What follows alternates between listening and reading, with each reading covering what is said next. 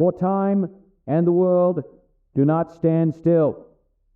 Change is the law of life, and those who look only to the past or the present are certain to miss the future. I said, are certain to miss the future. Oh no, I missed that. Prime Minister Castro, this missile crisis was the last straw. We almost blew ourselves up. Now, we invited you here today... In good faith. In good faith. To sort this thing out. You've just finished the Black Ops 1 campaign. You've cracked the numbers sequence, killed Dragovich, and defeated the Russians. Yet, suddenly, you're back at the Pentagon, in a meeting between JFK and Castro, debating the Cuban Missile Crisis. You're confused, yet curious. And then... Oh my God! It appears the Pentagon has been breached. Zombies. Gentlemen, at times like these, our capacity to retaliate must be, and has to be massive, to deter all forms of aggression. Gentlemen, lock and load.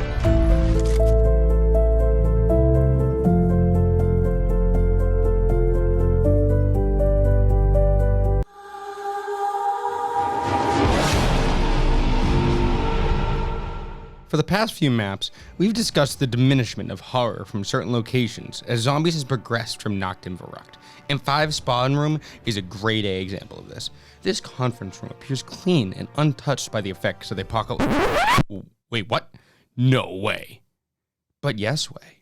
This map is the first one since Shino Numa to stray away from the Ultimus crew, introducing JFK, Robert McNamara, Richard Nixon, and Fidel Castro as the playable characters. I don't think it's a spoiler to say this is one of the best, if not the best, crew in Zombies history, with some of the most iconic quotes ever. We'll delve more into their involvement once we discuss the story, but definitely a huge point to address.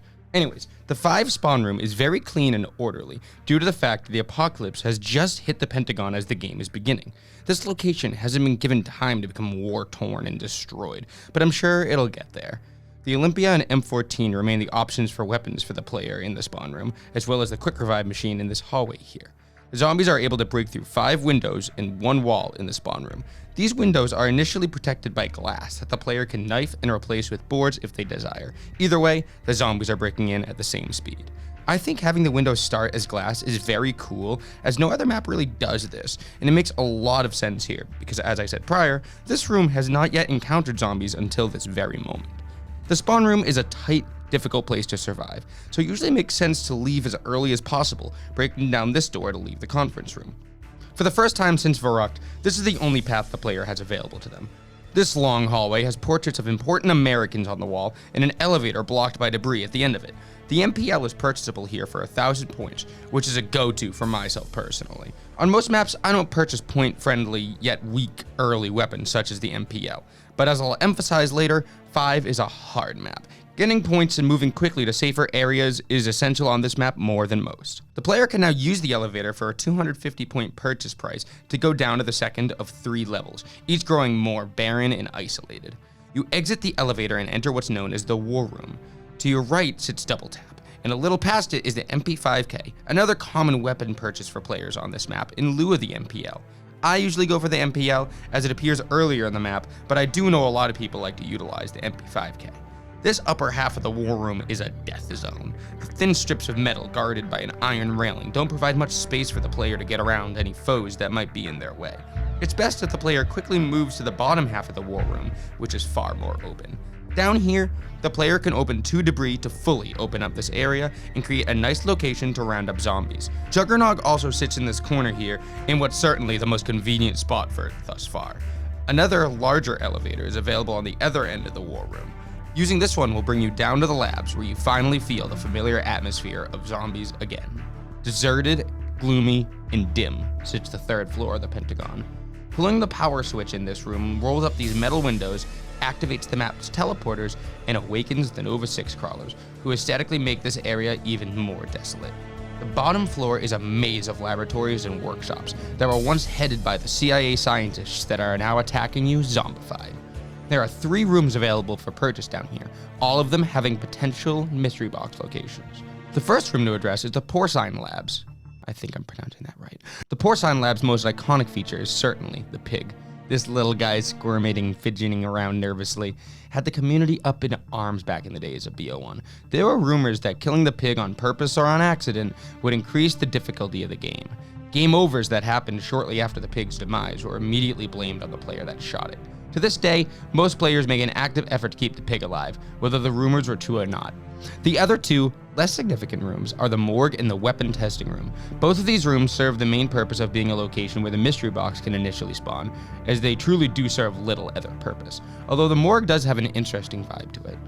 Now that the map has been fully opened, it's time to lock in on the Pack-a-Punch quest. This quest is similar to Kino in being a little too simplistic, yet it does manage to be a little more complicated as far as when it's safe to activate it.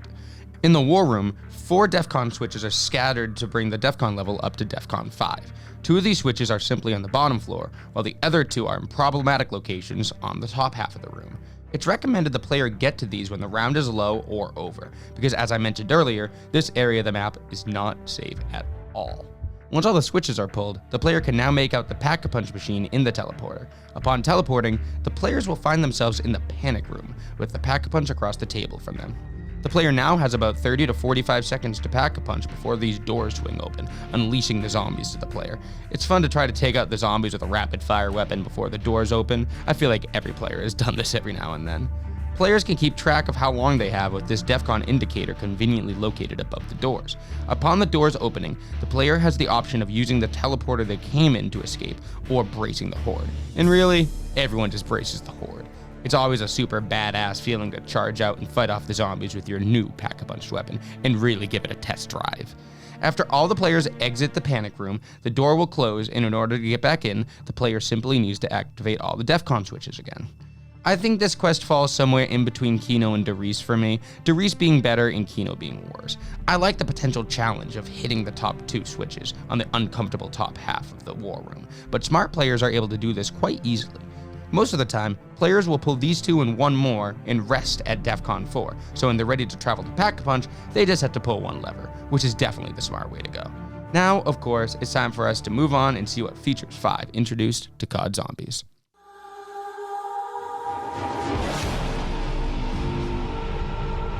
Since this map came out with Kino did steal a lot of the thunder as far as the new features that it introduced to the game. The big one I can think of on 5 is the Death Machine drop. This is the first drop that is obviously not green, but blue. Blue drops indicate a drop is not shareable between 2 players on co-op, as only the player to pick up this drop will be granted its ability. In this case, the player will receive a Death Machine for 30 seconds. This Death Machine is... It's good for killing on early rounds and getting you out of pinches, but there are a lot of detriments to this Death Machine, namely the fact that you cannot revive teammates while holding it, which I always found ridiculous. So if your teammate goes down and you see Death Machine, don't grab it, because you can't even put it down. The Death Machine is also heavy and hard to carry around. All in all, it has its advantages and disadvantages. I typically always grab the Death Machines despite my many complaints about it now, as it does a good job at killing zombies and saving you ammo. It's just important to also note its limitations.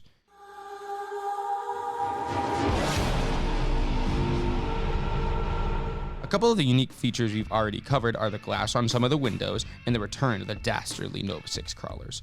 5's wonder weapon is definitely unique to the map, as it only appears 2 more times, being the Winter's Howl.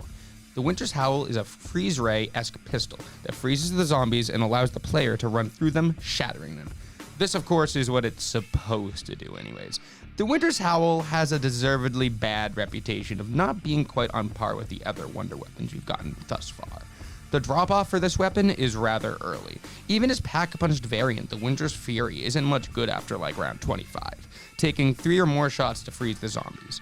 The Winter's Howl is still viable for early rounds and slowing down the zombies, but it's hard to compare this thing with the Ray Gun, Waff, or Thunder Gun.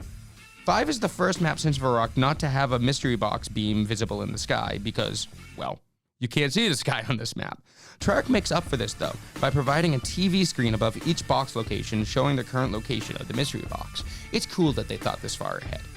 Another cool thing 5 does is add 2 buildable traps to the top floor.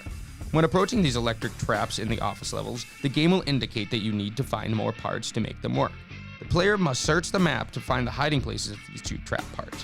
One of these parts can be found in this cranny in the War Room, and the other one near the Bowie knife in the weapon testing room.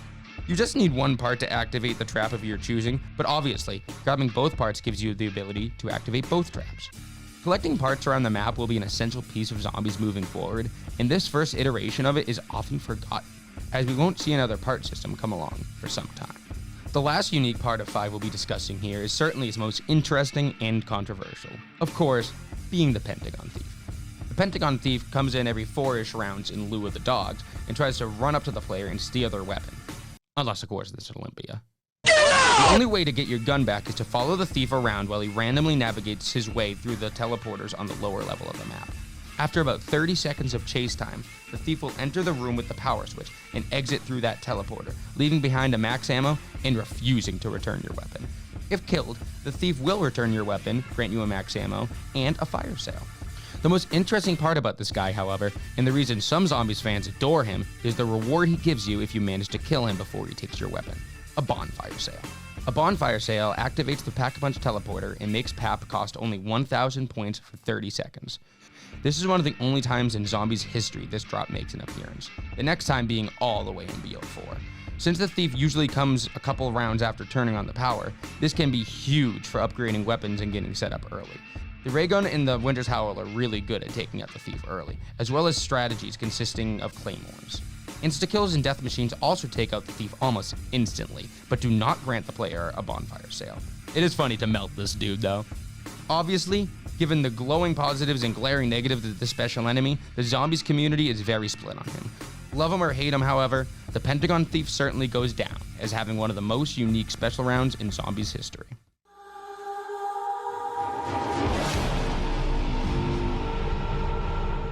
Five actually has quite a few strategies for being as difficult to map as it is. I'll start with the two most common training areas, being in the Pig Room and the War Room. The Pig Room training area is very tight yet effective.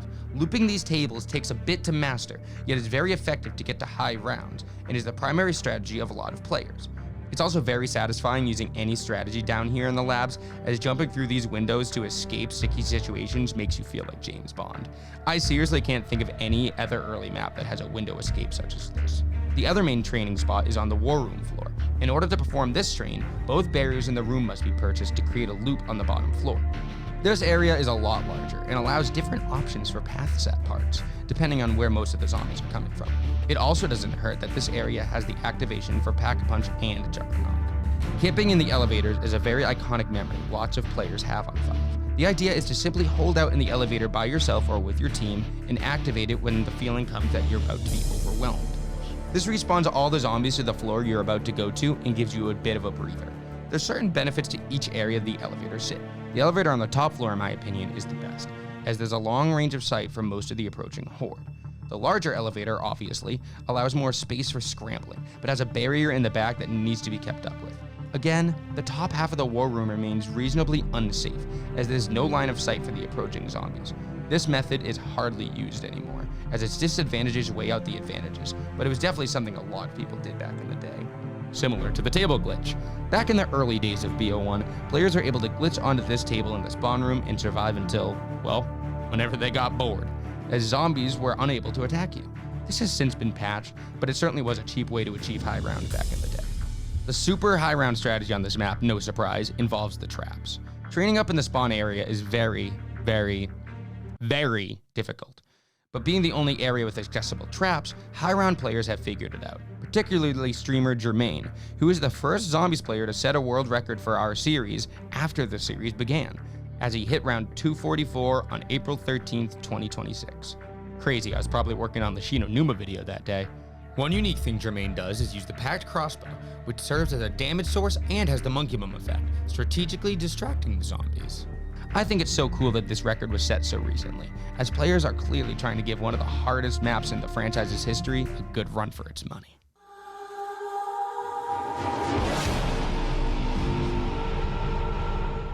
Most things on 5 that are considered good or bad are very controversial, but let's start with one that's not, the cast. I mean, seriously, what's cooler than this? I mean, listen to some of these iconic quotes. Need some beans for the chowder here. Para la revolución! Die again, and again, and again, and again, and again! No ammo! Yeah. Time for a cigar break then! Hands off the Mac, Jack! Do not pray for easy lives, my friends. Pray to be stronger men. It won't be long until another cool, unique crew comes about and gives us something to compare the 5 crew to, but that will certainly not take away from how awesome it is having these characters grouped together in a battle against the undead. So now we get to the Pentagon Thief, easily the most controversial feature in 5. As kids, we all hated this guy. He would get away more often than not and made this difficult map even harder by taking away our hard-earned and upgraded weapons. But now that we're older and better, we stand a much better chance against the thief. Bonfire sales become more common, and the chase becomes less frustrating. There are certainly those times where this guy gets on my nerves, or I have an off day, but I think the Pentagon Thief is a great bow to tie this map together and create such a fun, unique experience that no map after tries to replicate. I think 5 would be a less interesting experience were it to have dogs rather than the thief, a concept that is actually proven later down the road, but we'll get to that in a few minutes.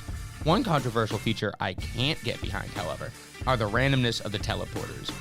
I hate these things, especially when a player goes down on another floor and you need to get to them quickly. These things are inconvenient and messy. Some people like this randomness as it increases the chaos of a map that thrives on chaos, but for me, this one just takes the chaos a step too far. Especially given that 80% of the teleporters are on the same floor, it could be infuriating trying to get back up to the offices or to the war room. Perhaps I wouldn't mind as much were the teleporters more spread out, but the inconvenience of traveling up in the Pentagon really pits me against this feature.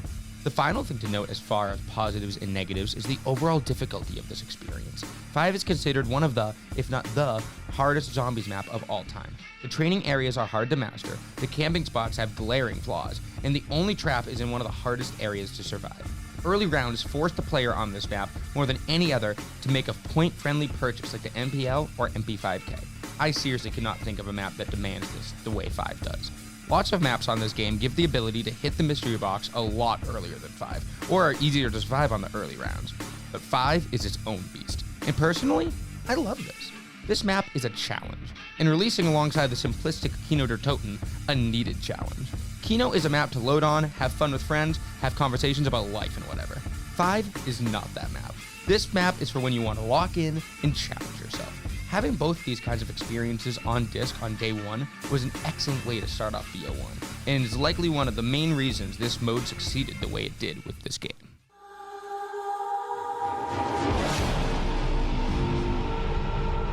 The story of 5 doesn't go much deeper than the zombies breaking their way into the Pentagon and attacking the crew during their discussion of the Cuban Missile Crisis. A few interesting bit of Ultimus' story can be found around the map, such as this picture of Richtofen in the Panic Room, and the fact that you need 115 clearance to enter the Panic Room.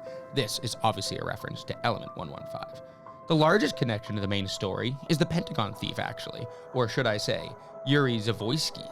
You see, Yuri was a Group 935 scientist stationed at the Ascension base with Dr. Anton Gersh. Samantha, being the devilish child she is, got into Yuri's head and forced him to trick Gersh into activating one of his coveted Gersh devices. The device trapped Gersh and teleported Yuri to the Pentagon, where Samantha proceeded to tell him to thwart the escape of the crew at the Pentagon. And to be honest, this is where I'm gonna end it. The ending of 5's story is intertwined with the ending of the following map's story, as they are actually happening simultaneously. So we will revisit the story of JFK and company in our next story section, but for now, we move on.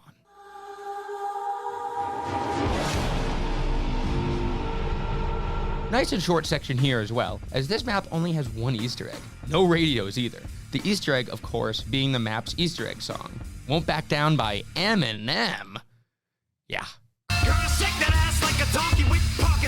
This can be activated by interacting with 3 red phones around the map, being on this table in the spawn room, this shelf in the room with the power switch, and on this table in the panic room. Although a total mood swing from the other songs thus far, this song is an extremely iconic one in the community, and remains one of the oddest additions musically to the Zombies franchise to this day.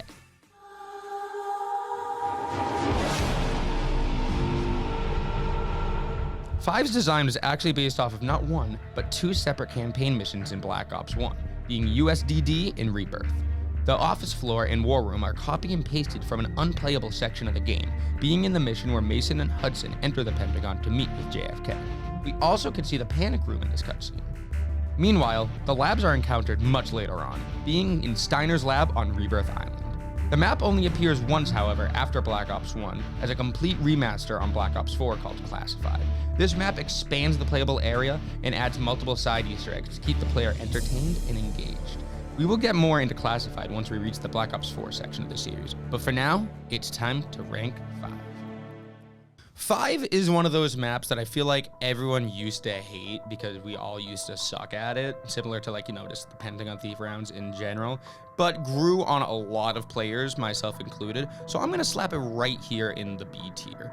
I think it still doesn't have some iconic, methods of survival like the stage or the catwalk. It doesn't really have any of that, and it's not for every day. It's not like every day I'm willing to pick up a game of 5, you know what I mean? Whereas Kino and Darius, it's yeah, you can fit that in. You really got to be locked in for 5, so that's why I can't really go higher than B. But I've gloated enough about the cast. The Pentagon Thief is amazing. The Wonder Weapon sucks, so that brings it down. Not a good Wonder Weapon. The War Room train is fun. The Pig Room train is okay. It's not super fun. Jumping out of the windows is, but it's not like I said, it's not as engaging as training on the stage or camping on the catwalk or anything like that. So I can't really rank it higher than a B tier, but I do think it's an experience that players that haven't really been playing zombies for the past few years underrate, because all they remember is the difficulty and the fact that they never really managed to get past round 15 on this thing. But now that we're older and we know what we're doing, this map is a really fun experience. And so we wrap on 5 and move on to DLC 1 of Black Ops, Ascension, a map that's sure to change the series, and for that matter, this series forever. Till next time.